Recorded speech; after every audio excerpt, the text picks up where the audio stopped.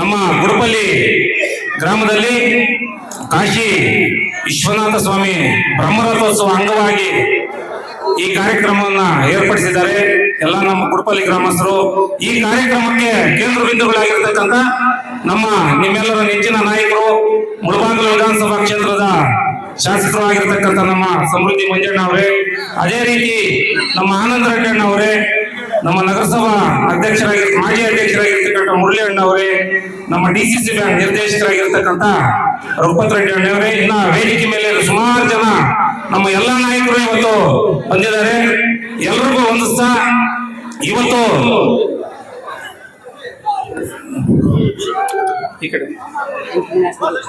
ಇವತ್ತಿನ ದಿನ ಒಂದು ವಿಶೇಷ ದಿನ.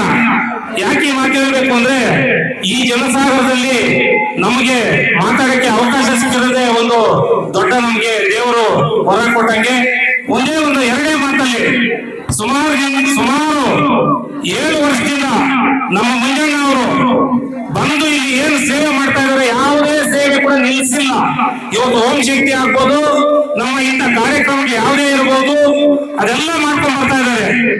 ಮತ್ತೆ ಇವತ್ತು ನಮ್ಮ ರಾಜ್ಯದಲ್ಲಿ ನಮ್ಮ ಸರ್ಕಾರ ಇಲ್ಲ, ಆದ್ರೂ ಕೂಡ ಅವರು ಏನು ಅಭಿವೃದ್ಧಿ ಬೇಕು ಮಾಡ್ಕೊಂಡು ಬರ್ತಾ ಇದ್ದಾರೆ. ಇವತ್ತು ಸುಮಾರು ಇನ್ನು ಈಗ ಕಾಮಗಾರಿಗಳನ್ನ ಉದ್ಘಾಟನೆ ಮಾಡಕ್ಕೆ ಎಲ್ಲ ನಮ್ಮ 30 ಪಂಚಾಯತಿ ಪ್ರತಿಯೊಂದು ಹಳ್ಳಿಗೂ ಯಾವುದೋ ಒಂದು ಕಾಮಗಾರಿ ಮಾಡ್ಬೇಕು ಅಂತ ಹೇಳ್ಬಿಟ್ಟು ಅವರು ಸಂಕಲ್ಪ ತೊಟ್ಟು ಪ್ರತಿಯೊಂದು ಗ್ರಾಮಕ್ಕೂ ಅವರು ಬರ್ತಾರೆ.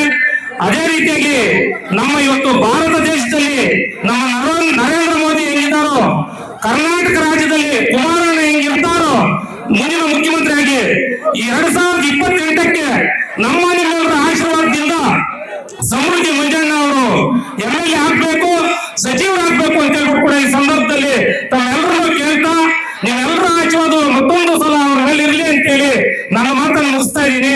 ಜೈ ಹಿಂದ್, ಜೈ ಕರ್ನಾಟಕ ಮಾತು.